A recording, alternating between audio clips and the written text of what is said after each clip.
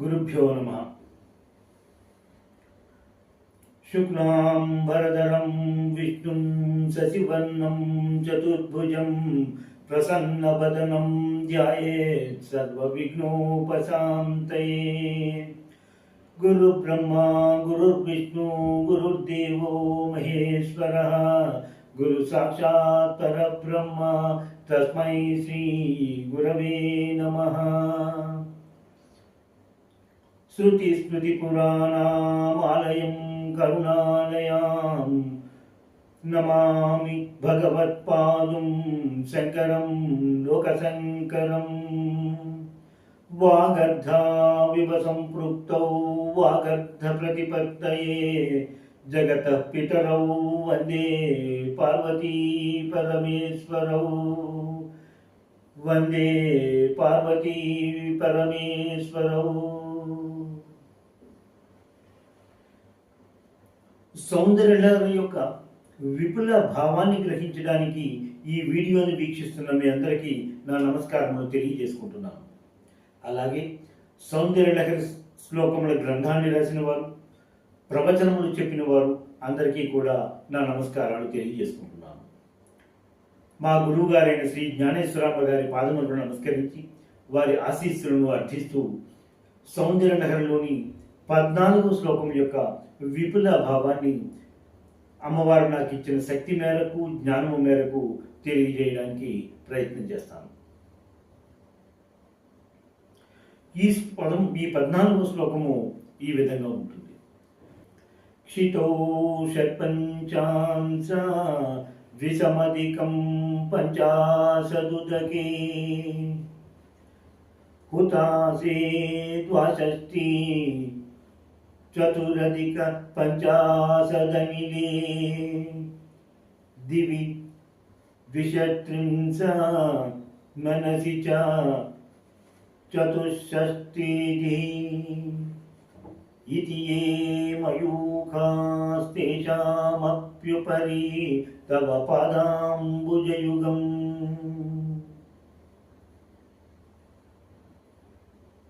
ఈ శ్లోకం యొక్క స్థూల భావాన్ని పరిశీలిస్తే, అమ్మ నీ కిరణములు భూతత్వము కలిగినటువంటి ఆధార చక్రమునందు 52 కిరణములుగను,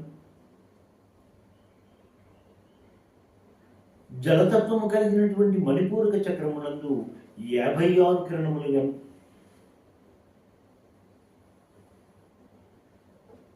అగ్నితత్వము కలిగినటువంటి స్వాధిష్టాన చక్రమునందు 62 గను,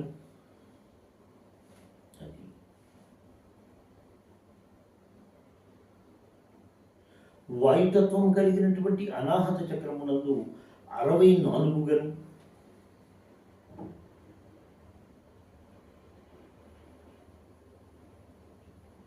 ఆకాశతత్వం కలిగినటువంటి 72 కిరణములు గను, మనస్తత్వం కలిగినటువంటి ఆజ్ఞాచక్రమునందు నీ కిరణములు 64 గను ఉన్నవి. ఈ చక్రములన్నిటిపైన నీ పదయుగము నుండి అచ్చట నుండి ఈ కిరణములన్నీను వ్యాపించుచున్నవి. ఇంకా ఈ శ్లోకము యొక్క విపుల భావాన్ని గ్రహించడానికి మనం ప్రయత్నం చేద్దాం.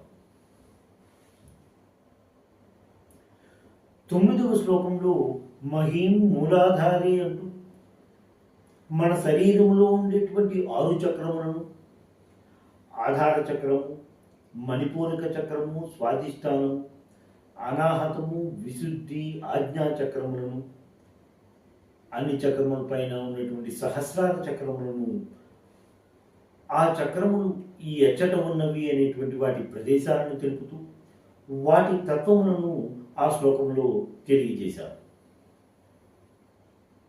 ఇంకా ఈ శ్లోకంలో ఆయా చక్రములు ఎన్ని కిరణములు కలిగి ఉన్నవి అనే విషయాన్ని శంకర భగవత్పాదులు ఈ శ్లోకంలో తెలియజేస్తున్నారు.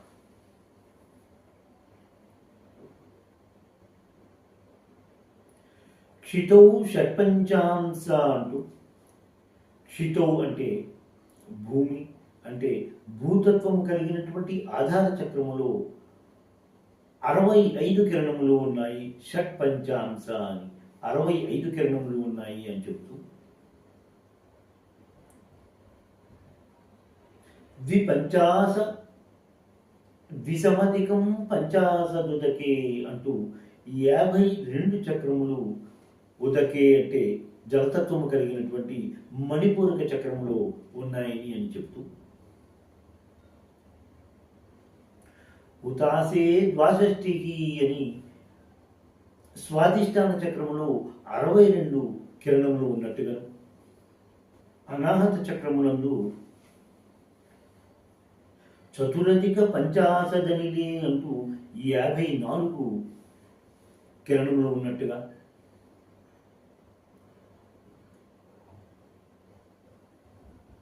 ఆకాశతత్వము కలిగినటువంటి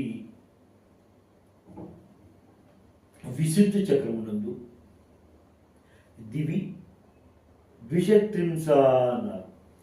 షట్త్రింస దివి త్రిషత్రింస అన్నారు. అంటే త్రిషట్ 36, ద్వి అంటే 2, 36 72 అంటే విశుద్ధి చక్రములందు 72 కిరణములు ఉన్నట్టుగా తెలియజేశారు. మనసి అని చెప్తూ ఆకాశ చక్రమున ఆజ్ఞా చక్రమునందు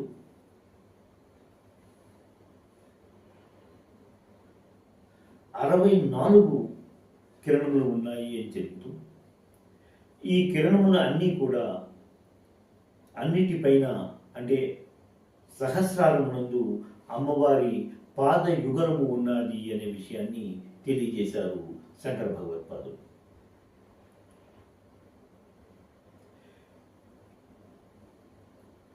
ఈ యొక్క కిరణములు అన్నింటినీ కూడా కలుపుకుంటే 360 కిరణములు అవుతాయి అనేటువంటిది మనం గ్రహిస్తాం.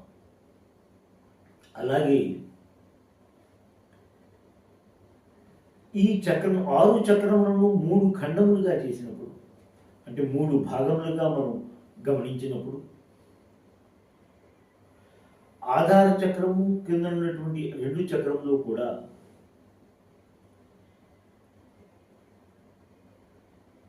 సూర్యతత్వంతో ఉన్నట్టుగాను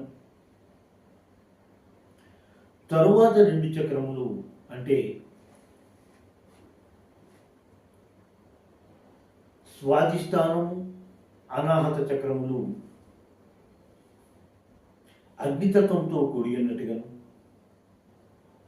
విశుద్ధి ఆజ్ఞా చక్రములు చంద్రతత్వంతో కూడి ఉన్నట్టుగాను మనం గ్రహిస్తూ క్రింద ఉన్నటువంటి 2 చక్రముల తరువాత రుద్రగ్రంథి ఉన్నదని, తరువాత 2 చక్రముల తరువాత విష్ణు గ్రంథి ఉన్నదని, పై 2 చక్రములతో మంచిని పై 2 చక్రముల తరువాత కూడా బ్రహ్మ గ్రంథి ఉన్నదని అనే విషయాన్ని మనం గ్రహించుకుంటూ ఉంటాం.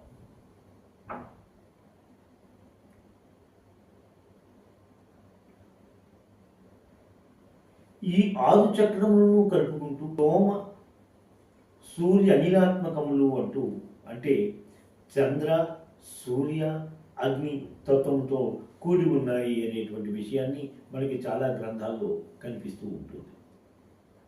అలాగే ఒక వృత్తము అంటే పూర్ణము సంపూర్ణము అనే దానికి సంకేతముగా తీసుకుంటూ సంపూర్ణమైనటువంటి వృత్తములో 360 డిగ్రీలు ఉన్నట్టు కానీ 360 సమభాగములను చేస్తున్నప్పుడు సమభాగములుగా ఉంటుంది. కాబట్టి ఈ పూర్ణ జగత్తును కూడా ఈ 360 కిరణములు వ్యాపించి ఉన్నాయి అని, పిండాండమునందు బ్రహ్మాండమునందు ఈ 360 కిరణములు వ్యాప్తి చెందేయి అనేటువంటి విషయాన్ని శంకర భగవత్పాదులు ఈ శ్లోకంలో తెలియపరిచారు. ఈ 360 కిరణములు పిండాండము బ్రహ్మాండములను వ్యాపించి ఉంది. ఉదయము సూర్యతత్వముగా, రాత్రి చంద్రతత్వముతో, సంధ్యా సమయంలో అగ్నితత్వములను ప్రకాశించుచున్నవి అనే విషయాన్ని ఇక్కడ మనం తెలుసుకుంటూ ఉంటాం. ఈ శ్లోకమునకు యంత్రముగా అష్ట త్రిశూలముతో కూడినటువంటి ఒక సమచతురస్రమును నిర్మించుకొని అందులో క్లీం అనేటువంటి బీజాక్షరాన్ని 6 సార్లు లిఖించుకొని పటంలో చూపిన విధముగా ఈ యంత్రమును 45 దినములు ప్రతిదినము పూజ చేస్తూ ఈ శ్లోకమును 1000 పర్యాయములు పారాయణ చేసి నైవేద్యముగా పాలను సమర్పించుకొని 45 దినములు అయిన తర్వాత ఆ యంత్రమును కంఠమున ధరించిన వారికి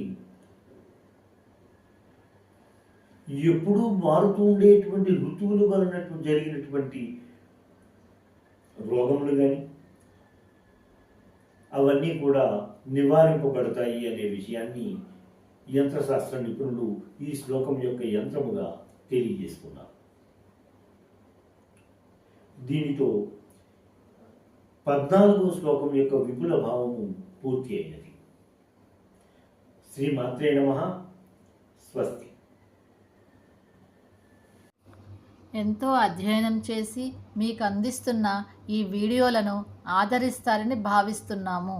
మా ఈ ఛానల్ని సబ్స్క్రైబ్ చేసి ఈ వీడియోలని లైక్ చేయండి.